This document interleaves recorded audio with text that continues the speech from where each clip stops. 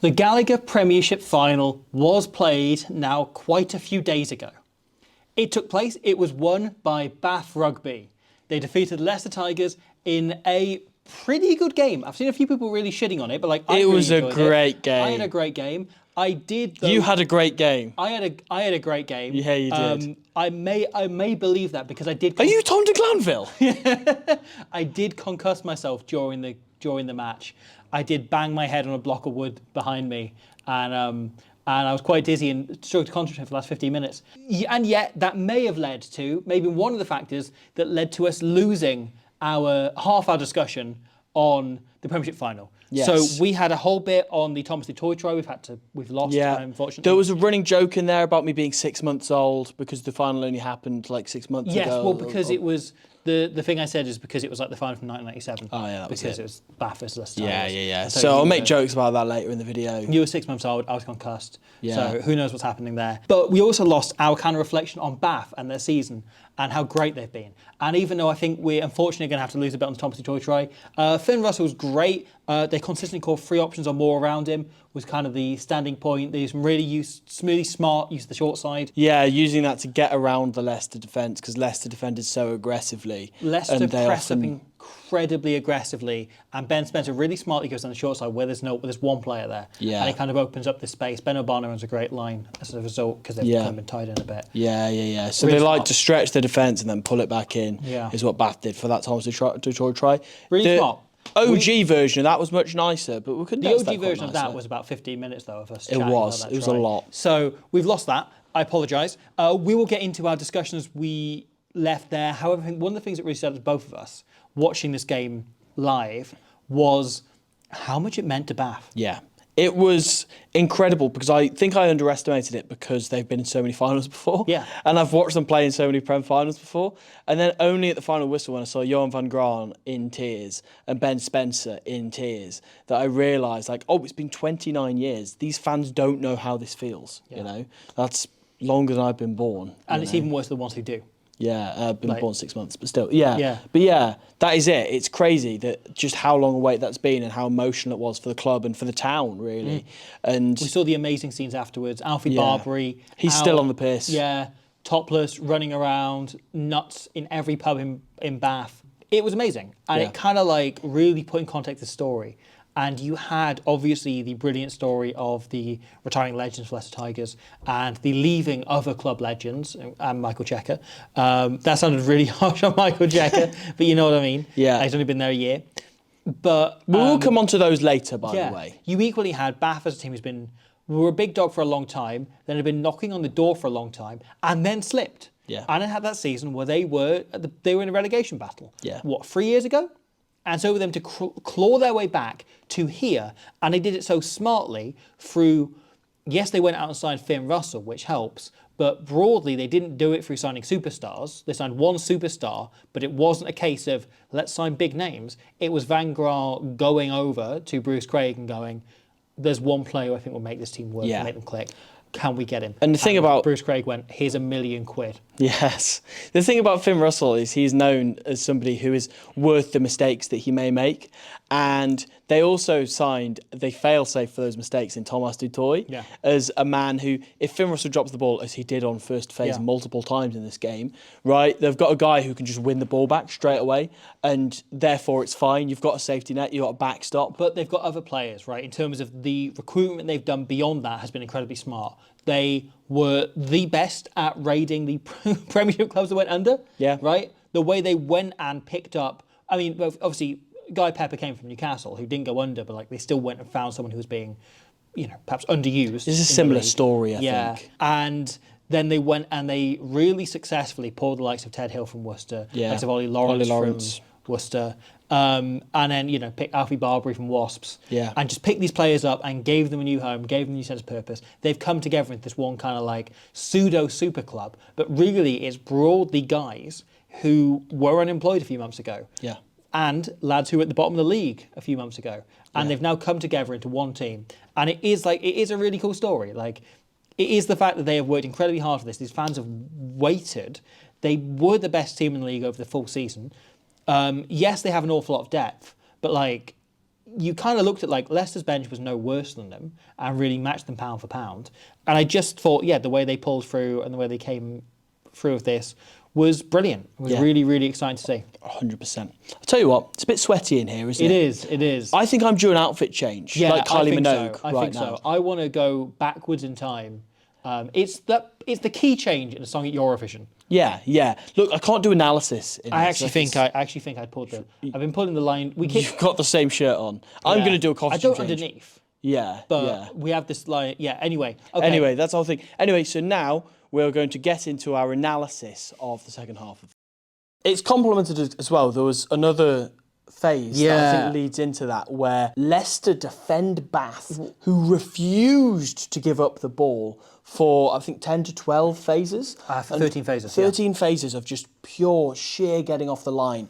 And the thing I forgot to mention there a minute ago is that this is Bath entirely playing off 10, and that they are not worrying about tackling Finn Russell, because he knows he doesn't want to carry, he wants to run the play. This is prior to that try. Yes, it is. And I think it's a really interesting example because Leicester are doing exactly that thing. They are leaving Cracknell and they're leaving Liebenberg in the wide channels. So they are essentially working his edge forwards in defence because it allows them, when Bath do go wide, to smash and to remain physical and also have an extra guy there who isn't, afraid of making the tackle, who can step in as a centre. Or be a jackler. Yeah, exactly. And Raffle is more in the middle of the park in the kind of traditional flanker role of staying just out from the ruck and watching for that opportunity. But those two are out wide to cover the ground. And it allows them to not only stop Bath's attack, but be incredibly physical on them and send them slowly backwards. Yeah. And Bath are going backwards at a rate of knots until Finn Russell pulls some bullshit. Yeah. And he literally just stops, looks up, does a tiny little step, and very almost creates a try for Fock and Singer. Yeah. I think that's one of those where, in the end, you kind of go, oh, that was good attack in the end, and backing up some good defence by Leicester. But Fock and Singer ends up dropping the ball. So as a Leicester fan, you immediately go like, oh, great reset, lads. Yeah. Even though your heart's in your mouth half a second earlier. But I just think it's really interesting because it shows that Leicester went into this more how they defended towards the start of the season in the Everard defence rather than Checker overhauling everything, because they have just sheerly flown off the line in everything that they've done. But it is that liking to have back rows and wider positions. Oh, yeah. That was it's basically a hybrid of like how they've defended in past. Yeah. Which I thought was interesting. But I also think Leicester's general approach to the game, which was very aggressive and was very, we come at them and we don't wait for them to do anything, which I really liked. And that comes into the, again, we'll get onto some of their decisions later on, but their whole last 10 minutes was very much no respect for Bath, no care about the scoreboard. Let's just go out there and impose ourselves on them. And it's very Michael Checker. I mean, it's how you come back into a game, isn't it? The way that Bath then approached that second half was probably the most interesting part of the game for me, because they suddenly took a risk and went, well, we're a couple of tries up, and yet now we're going to slightly change or tweak the way that we're kicking the ball. That, as we said before, that Finn Russell likes to go quite long with the space, and Ben Spencer likes to whack the ball. Whereas that second half of that game, they were putting up absolute beauties of contestable kicks all second half. And apart from one of them, as far as I could tell, all of them on the left-hand side. All for Will Muir to chase. Will Muir is unbelievable in the air. He's so good at getting tap backs, and even when he doesn't win them, at nailing his opposite man. There was that one that he had the try disallowed for, or Guy Peppers had the try disallowed for, where he leapt through the air like a salmon and nearly managed to regather that ball, which was incredible. There's the one that wasn't on the left-hand side. This one where Bath have ran a couple of phases of attack, and Finn Russell goes for a long bomb. It's like a kick into complete no man's land. And Stewart gets kind of half charged down here and is very, very unlucky for Bath that they don't score straight off this. The way that they varied up their contestable kicking game, which I thought was absolutely brilliant, because it not only takes the sting out of Leicester's attack a little bit, it makes it harder for them to play off, because if they get the ball, it's the hardest kind of turnover ball to just go, great, let's just swing it right wide and see what's on. Because most teams who kick contestably have like a fail-safe for this. They have a backup plan. They have a way that they can contain the ball, then go and wide, because you have to do it in the anticipation that you could lose the ball, Yeah. a contestable kick. But yeah, I just thought that was really great, and Ben Spencer played a blinder on that. Yeah. Finn Russell is obviously always so good at this. And also, I mean, the other guy who kind of like glued Bath together all game was Tom de Glanville at the back. Tom de Glanville was brilliant. He was so exceptional. He was right up there. Like Guy Pep, we haven't mentioned, I thought was clear man of the match. He was absolutely everywhere. His obviously disallowed try was phenomenal, but he was just like that the entire way. The way he would just go about wrecking shit. He's just so annoying. Yeah, absolutely phenomenal. Just brilliant all game. But I thought Tom de Glanville was up there in terms of like the strongest performances on the day. He's good at anything you want a fullback to be able to do. He's just such a fullback. Like kicking game, expansive, he's running, tackling, like whatever. You said it to me when you were watching it that if he was Welsh, he'd have 30 caps by now. Yeah, he would. He would. Yeah. Like, and he's very unfortunately stuck behind Stewart and Furbank and so on. He's I thought from Stewart a was fantastic nation as well. who- I've seen a few people shit on him, and like I don't get why. I thought he was very good. He's from a nation who have a lot of fullbacks. And I hate to say stuff like that because I just think a player can be good without you then going, what about international rugby? Like there's nothing wrong with playing really well at club level and just like enjoying that. But yeah, Tom de Glanville I just think was absolutely exceptional. He always is every time I watch him play. He's just one of the most underrated players I've seen in the Premiership. No, completely agreed. And so I think Bath were pretty much in control the entire way through. I thought Spencer had a phenomenal second half. Yeah. There was a discussion on the Squidge Discord of someone suggesting that perhaps Bath wouldn't win the game if Ben Spencer remained on and they should change him at half time because his service was slow in the first half. And I think that's both true, but also like his job is to manage the game so Finn Russell can manage the attack. Yeah. Like they are a kind of odd couple pairing as a halfback combo. I remember when they first signed being like, I can't imagine what those two will look like together. And actually it's beautiful because like one of them does the other part of the game that the other one doesn't want to do. They both kick very differently Yeah. and manage games very differently. And it gives you a really holistic approach to the game because you've got two very, very different players kind of pairing up, and they do now work together and they now understand what the other one's going to do, which is something I've developed over the course of the last 18 months. And Ben Spencer's one of those players who can make mistakes in games and come back from it. Whereas if you drop Tom Carl-Smith right at the deep end of that, he's not proven at Prem final level. No, he's not. That is fair to say. So yeah, I thought Spencer was brilliant in the second half. So the way he varied the kicking, the way he took a bit more control of the game, you know. We talked about there was an awful lot went through Russell in that first half. And the second half, he really took control. However, there's another halfback I think is worth mentioning, which is Andre Pollard. Yes. And we talked a lot in the preview about this like Russell versus Pollard narrative that Razzie Erasmus planted in all of our heads.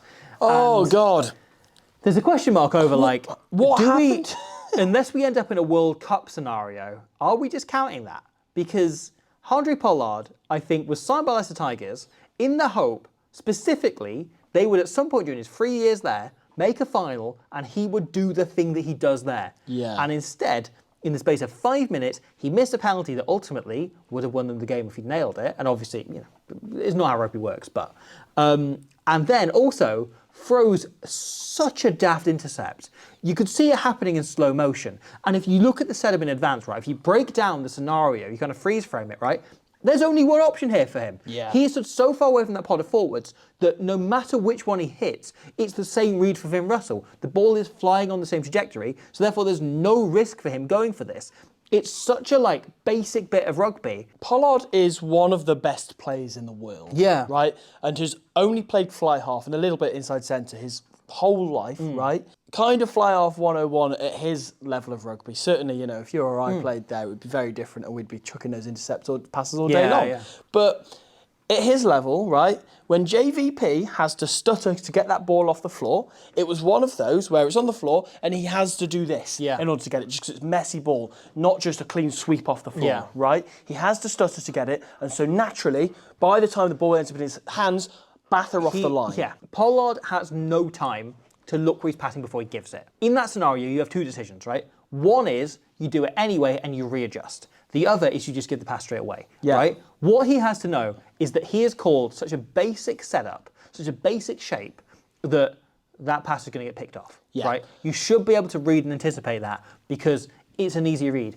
He's got three options to pass to, but all of them, the pass heads along the same trajectory. I will add, this is the one thing I will say in Pollard's defence on this. it might be that Pollard's actually called for him to do this. Ollie Cracknell's not in a realistic position to take a pass off him here. Yeah. He's just stood basically behind him. He could maybe give a bit of a switch pass, and it's better than what actually happens. Because it just means that Ollie Cracknell just gets his head down and nails somebody. Ollie Crackhead, as he was at the Ospreys, certainly. He's not offering much there, so that's less of an option, Look, right? the thing about Ollie Cracknell, right, is he is a brilliant player. He's incredibly coachable. He does everything you ask of him. Great carrier, incredibly tenacious, works incredibly hard. He is not a deep thinker about the game. No. And I think he'd admit that himself, right? Yeah. He does what his coach asks of him, or what his fly-off or number 9 asks of him, and you know that about him. Like, that's the gamble you take in selecting him. Players like that are great. Yeah, exactly. To just run into things and they're great at it. And it was like one of the issues he had, right, when he got released by the Ospreys, because when he was being coached by I'm not going to say a poor coach, but like a coach who wasn't able to get the best out of him, perhaps in Alan Clark, and then the period with like Matt Sherritt and Carl Hogg as co-joint head coach, they couldn't coach him effectively, and so he became a poor player. Right, he is as good as he is being coached. Like that is the core of Ollie Cracknell, right? And now he's brilliant. He doesn't think about the game, right? He just like gets on and does it. And that is like, so when you get the right person giving the right instructions, he is absolutely phenomenal. And he's been one of the players of the season for Leicester this year. 100%. But yeah, I think you can't expect him to turn the situation. This is on Henry Pollard. Yeah. It's It's a great read by Finn Russell, but it's also an easy read. Yeah. Like, this is what Finn Russell would look like if he was still playing at like Scottish, like Glasgow local leagues level. Yeah. Like if he was playing for Stirling County, this is what it would look like every week. To quote another former Ospreys director of rugby, we're in the entertainment business here. Yeah. We are fans of rugby who like to spectate I've heard that. it. I've heard that rumour. And that is Yeah. what we are first before anything. We happen to be talking about it online. We would be amiss to not talk about what Finn Russell did after he ran with the ball when he intercepted it. Yeah. Just generally, as a fan of rugby, watching it casually, what is your take on that? Well, here's the thing, right? I love Finn Russell. Yeah. Reminds me an awful lot of the intercept he took against Ireland a few years back, where he deliberately baited Keith Earl, slowed down, ran for the corner, and then did a like pop in the air that came up in that video on it a few weeks back for Sam Johnson to run onto. And look, he probably could have made the line himself. Oh, he definitely would have. I love it. I love him, it. deliberately working outwards to throw the defender off, and then, just hanging it in the air for a Jomo to get a big dive between the posts, make his life easier with the conversion as well. There's so much trolling around this going on because you say it made his life easier with the corner. He so could have run under the post if he wanted to. But instead, he just went, because Finn Russell is a flashy bastard above everything else, and he loved the chance to do that. And also his explanation for it was, Max is a young kid from Bath who watched his dad lift the trophy. I wanted to give him a bit of limelight in the Prem final, which is really nice. I hadn't heard that. Yeah. I thought his explanation would be, I wanted to make sure. Like Lacanio Am to Mapimpi in the World Cup final in 2019. No. He said he wanted to give Max Jomo a moment in the final. He wanted to give him a chance to run to the post at Twickenham. It was so easy for me. Yeah, with all his family in the crowd and being a kid from Bath who grew up supporting, his dad playing for them and so on and so forth, which is really nice. I don't believe entirely that was Finn Russell's decision. I believe that was a motivation. Sure. But also I thought he thought this would be funny. Yeah. And also it would piss off people online who would go, it's a forward pass. It's not, grow up. It's not. Anyway. Northampton say Santa's running away. Santa Laws, as we call him. It's a brilliant take and try. It is Finn Russell at his best. It's the thing he does defensively so well, is that like spooking players. And it put Bath pretty much in control of the game. And Leicester did a great job of getting back into it. The Elioni try is absurd.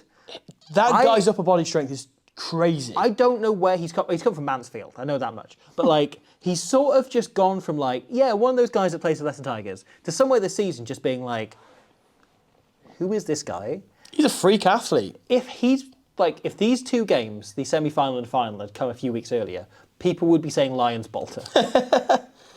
He's brilliant, Elioni, and such an exciting talent. That's he's right. 21 years old, 23, I want to say? 23. But he's still young, and he's only just coming to his own. I was convinced he was going to get held up. Right, because you see that so often. Players drive in desperation the last few minutes, and then they get held up. And he's somehow having the upper body strength to not just get there, but wrestle the ball free and get it down. Absolutely brilliant. His leg drive's crazy good. Yeah. The whole thing, that's such an unreal finish. And just generally the impact he's brought off the bench in games has been outstanding this season. Yeah, love watching that guy play. But I think this kind of brings us on to the last 10 minutes. Yeah. I think We have to go there's into a two bit of incidents, detail in this. right? Yes. And the one thing I do want to say before this, right, is do you think them becoming such a double act has removed the option for a bar or a stand to be named after Ben Youngs and Dan Cole at Walford Road? Oh, that's a good point. Because you couldn't name it the Ben Youngs Bar. You'd have to be the Ben Youngs and Dan Cole Bar, and that becomes unwieldy. Because like if you're named after one of them, it'd be... I don't see why it can't be both of them. Yeah. Or maybe like one of the taps can be Ben and the other one can be Dan. That's a great idea. Something like that. It's a great idea. Let's ring someone at Walford Road and just get this fixed out. Okay. No, because they are two of the greatest players Leicester's ever produced. This was their swan song, and they each got a moment that's being talked about an awful lot. Yes. Yes, they did. So we don't need to really introduce it. Everybody's seen the game who's watching this. Yeah. The Dan Cole thing was... So we have the no ref chat. We have the no ref chat policy on this. Couple of angles to this. I will say, right, is that there are many referees who wouldn't have given that. There are equally as many referees who would, and they had one of those on the day. Yeah. Right? And a little bit of you in the back of your head probably has to have that in mind. And I did like Dan Cole's comments that if he'd known he was going to get a yellow card, he would have properly taken Finn Russell out. Yeah, yes. And made sure he couldn't take the kick. Yeah, 100%. So, yeah, Dan Cole's incredible. I love that guy. I love watching him play, like, all sorts. He's been incredible for rugby, for Leicester Tigers, for the Premiership, for England, everything, okay? But I will say, when you're going for that kind of a charge down, you run the risk, right? And that's what it is. He ran the risk, and there's maybe a 10% chance that you're going to pick up a yellow card by doing something like that. And he's horribly unlucky, and he fell in the 10%. Yeah. I think that's all that needs to be said on that. Yeah. You know, it's an incident that happened. He ran the risk. It was unfortunate. It happened. It's sadly a part of rugby, you know, that these collisions that could be dangerous do happen and are deemed as dangerous. And it's been done so with good intentions, you know. It's not being done out of bias against Leicester or anything like that. I've seen a lot of people, and I'm going to get this out the way now, a lot of people saying things like, oh, it was the referee that cost Leicester the game. The referee didn't cost Leicester the game. Leicester went 3 tries down early on and had to claw their way back into it, and did brilliantly to do so. So they didn't lose. A rugby game's 80 minutes. They blew that was an opportunities incident that were like very, very gettable. Yeah. They had obviously the intercept try we just talked about, the missed penalties. There's so much more you can do in there. That's the 69th minute of the game. They had 69 minutes to get themselves in a position where they were winning, and a kick or two wouldn't matter, you know? And that unfortunately didn't happen for them. It's been so blown out of proportion because it's a thing that happens on a rugby field, and that you're more likely to fall over if you're running at full tilt towards somebody with your arms leaning forward or whatever. I don't know. Like, you're more likely to drop a ball if you're not looking at it when it's being fired towards you. You're more likely to fall into somebody as they're kicking the ball and it be deemed as something that could be a yellow card, even if you don't think it is, and a lot of people don't think it is, whether or not it should be. If you're running in that way, Dan Cole did. And yeah, he ran the risk, and he's very unlucky because a lot of people wouldn't give it as a yellow card. And regardless of whether or not it should have, it's sadly what happened. Yeah. And yeah, I think we'll move on from there. I think so. Finn Russell then nails the penalty, puts them, you know, it's the critical 3 points in the end, right, that ends up deciding the game. Leicester come back into it. You have the Ilioni try, which is absurd, that we've just talked about. And then we get into the final 90 seconds of the game. Now, the decision by Ben Youngs to box kick at the end has been one of the biggest talking points of this game. I made something that I tried to put up on this second channel yesterday. The copyright police said no, it's gone up for patrons as an exclusive, so if anyone is a patron, please go and have a look at that. I went over every ramification of that for 10 minutes. I went over like what would have happened in any scenario where Leicester tried to run it, what the likely scenarios would have been, and what could have happened from the kick. I broke that all down. I believe it was the correct decision. I agree. In fact, I don't think it was a correct decision. I think it was the only decision Ben Youngs could have made in that situation. So it leaves Ben Youngs in a situation, right, where they've got 1 minute to go and all they can do is look to kick. And they've been left with Adam Radwan has dropped into fullback, as we mentioned there, and it means that there's then not a winger chasing, and Liebenberg has to be the primary chaser. The situation, this is the error Leicester made, right? It isn't the kick itself. The kick itself, I think, is very good. Yeah, it's an excellent kick. However, if you allowed Radwan to be either there to try and win the tap back or make the tackle himself, meaning Liebenberg could get over the ball and win that jackal, with Montoya following up as well to jackal assist, then potentially you win a penalty that either Pollard can put on the 5 metre line, as he did twice during that game, or even kick himself from that corner. It's in the opposition half. When you've got Andre Pollard on the pitch, it's in a way kickable. Yeah. Right? It's obviously low percentage, but it's kickable. With this as well, the other important bit is when Will Muir goes to take this ball, right? It is such a good kick that's flying over his shoulder. He doesn't stay on his feet as he's catching it. It doesn't require a contest to knock him off his feet. So considering the whole thing of not having a winger there in the first place, this is probably the best kick that they could have had, that they could have made off this. So Will Muir takes it and drops straight to the deck because there's nothing else he can do. And the issue is, obviously there's nobody there to get a tap back for Leicester, and they just have to go immediately for the breakdown. And as you say, if Radwan can be there to take out the first threat, Liebenberg can take out the ball. And potentially, as you say, either just come up with a straight turnover and they can play, as Ben Youngs tried to do initially before he got knocked off his feet in his own half and then had to kick as a consequence of that. They would immediately try and play. But obviously, as you say, the other opportunity is they could get a penalty out of this full arm. Because at this point, when Bath have the ball, Carl Dixon, as a human being, doesn't want to give a controversial call which will just decide the Premiership against Bath. That's 100 games he's deciding in one moment, right? Like, it's not just this one match. He would have to actively decide, no, the Premiership's not yours anymore.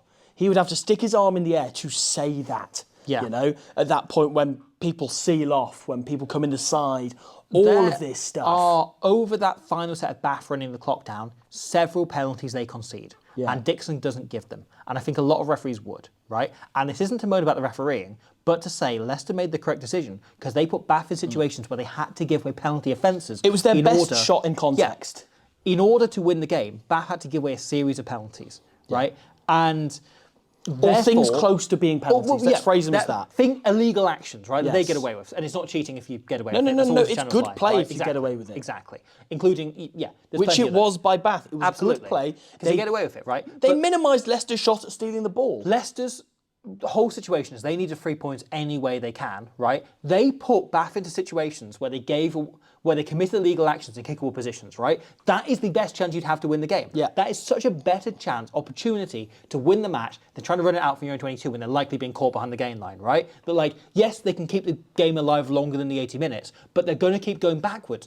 Leicester score fewer tries out of their own half, that originate in their own half, than any other team in the Premiership, including Newcastle Falcons. Like, there's only like 2 teams in Europe that score fewer tries out of their own half than Leicester Tigers have this season. Like, they are not going to... with respect to them, right? That is not what this team is set up to do. They don't do this. This isn't in their game plan. Running it out isn't something they'd ever do unless it was the final play. And also, Bath would then, once it gets to 80 minutes, throw 14 into the line. 40-man front line, because they can't kick then anymore. And if they did, it would have to be like the one Youngs did. And so it just becomes like an impossible situation, right? And so they've given themselves the best chance. I would say their odds of winning the game by kicking it were around 30%, right? They can go on and win a penalty from there or win the ball back from that kick much easier than they can make that ground through making a break from it, right? I'd give them like a 3 or 4% chance of running out and winning the game from there. Launching a hopeless attack in their 22, that decreased it to maybe 5%. I had a guy say to me on Reddit that, like, you don't know, like, if they had thrown it wide, maybe a German comes and makes a high tackle. And I'm like, maybe, but like, you don't want to gamble it on that, right? That is the 3% I'm talking about. It's like there's a 3% chance that a Joma makes a high tackle or some stupid penalty is given a breakdown. Youngs taps and goes the whole way. Exactly. Like, that is possible, but the most likely scenario, if you're the scrum half, you're an international, you've played 100 times for England, and you've weighed this up and you're thinking about this incredibly deeply, like, we've got a video on box kicking with Ben coming up, like, in the not too distant future. Hopefully, finally, it was on a hard drive that broke, so we ended up delaying it, but it's coming, where he goes over like his thought process in these moments, and it would have been a really useful thing to talk to him about this one in particular. But like, I stand by it. It is the correct decision, and it isn't me, like, as I said, it's not because we know Ben personally or because we like boring rugby. It's because, like, I look at that and look, the same thing when Conor Murray did it, same thing when Thomas Williams did it against South Africa a couple of years ago, and like, it is the correct decision. It's the only decision you can make. You don't want to be caught giving a penalty in your own half there. It's easier to win a penalty by jackling a ball on an exposed body of somebody who's tumbled to the deck than it is to just chuck it to your smallest player and hope somebody wraps around his neck. Especially a kickable penalty. Yes, right? exactly. Like, it's much easier to win a kickable penalty in the opposition half, no matter who has the ball, than it is in your own 22. Yeah. So we've gone on there a lot, but like it's the thing that's really got me about this final. I was concussed at the time, so I may be completely wrong about that. And I'm only 6 months old. Yeah. So, you know, so who knows? Could be an idiot. However, Bath incredibly deserving of that and Yes. did manage to see out that final quarter incredibly well. The best team won the game. They were the best team over the season, the best team over the game. Yeah. Right? And we haven't really talked about Bath's defence. I thought was superb throughout. Yes. The way they shut them down. And really, there's the one Hassel Collins break that eventually does lead to Catus try. But like, Which is very similar to what we're saying about the Dutoy try, about them using both sides. But yeah. And that was just them like widening it up and going kind of width to width, and Pollard like having a really nice group of him. But like otherwise, Bath's defence was incredibly just organised, and they were very physical. Like I think Leicester probably got a better nudge on the scrum, but like it wasn't comprehensive. No. And Bath were just incredibly physical and incredibly niggly throughout the entire game. Leicester and gave them a bloody good go to say they went a couple of tries down. They were, I think Leicester gave it an incredibly good go, but Bath were the better team in like 9 areas out of 10. Yeah. So I'd agree. ultimately, you can't complain about them winning the final. With this all going on at the moment, I think there's been like really high emotions. I think, as you say, the fact that 2 of the kind of controversial moments surrounded the 2 main characters, being Ben Youngs and Dan Cole. Well, the other one being Finn Russell, right? Who got that intercept and got the kind of... Yeah. But the 2 moments of, controversial narrative from a Leicester perspective being on Ben Youngs and Dan Cole, the 2 most capped England men's internationals, and obviously both being best mates and retiring. That was both of their last games of rugby. Apparently they're starting a podcast as well. Oh, really? Yeah, I know about this. Never take off. No. And obviously, it's a great sadness I'm not going to be able to see them play again because they've had such brilliant careers. However, I think it speaks volumes of them and what they've achieved and how fortunate they are to have had the rugby careers that they have, that we are considering this as a bad end to their career in the immediate 24 hours post that's the way it's being talked about, because most rugby players are not good enough that in their mid-30s they can play in a final. Even if they're losing it, most players will end up retiring, playing, a 16th round game for Newcastle Falcons, trying to not stay on the relegation spot, and then they lose it. It's like, oh well, lads, we had a good go. Mike Brown, another England legend, is at Leicester Tigers this week and didn't make the 23. Yeah. Right.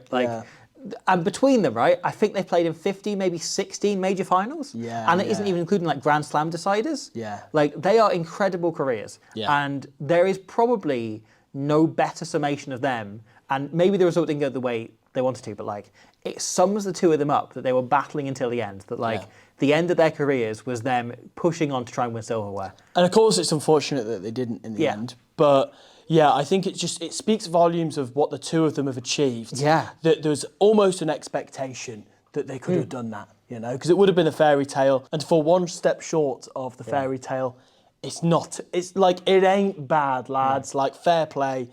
Brilliant careers, the pair of them. It's a shame that, I kind of made this point when we spoke to Ben Youngs about that kicking video, but I grew up both idolising and despising Ben Youngs as a scrum half, playing for England and tearing apart Wales on a yearly basis.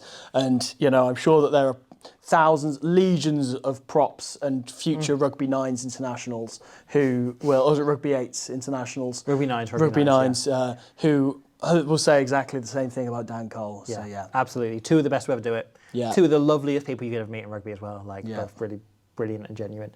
And you just can't, I can't talk highly enough of them, right? Yeah. And we had a video we're going to do on tributes to some of the greats that are retiring, including them, Justin Tipuric, there's so many others, Peter O'Mahony. So there may be something coming more on it, but can't speak highly enough of them. Yeah.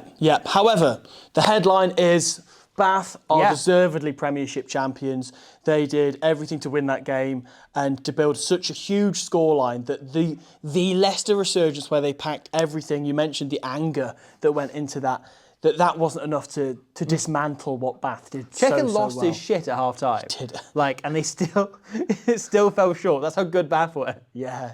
Generally, when Checker fires that bullet, they win by 50. The clip of Brian O'Driscoll laughing as he went past him was absolutely brilliant. But what a brilliant game. Yeah. That was one of the best games I've seen all season. Loved it all, and yeah, just congratulations to Bath, because the emotion on full time was everything. Like, And the scenes since in the street, the parades, Alfie Barbary's walking around topless. he's still pub pissed, to pub. by the way. Yeah. As we record this on Wednesday, Yeah. he's still pissed, Yeah. which is brilliant. It's Tuesday. Tuesday. I was the concussed one. If you're a Bath fan, then congratulations. Please soak this all in. Please keep Enjoy going. it, lads. Please keep searching every pub till you find Alfie Barbary in his pants looking like Nacho Libre. We need a bath thing to go in here, don't we? We do. We just need like some bath taps. I hope they've got Get a me good old bath mascot. curtains. Oh, wait. They'll fight.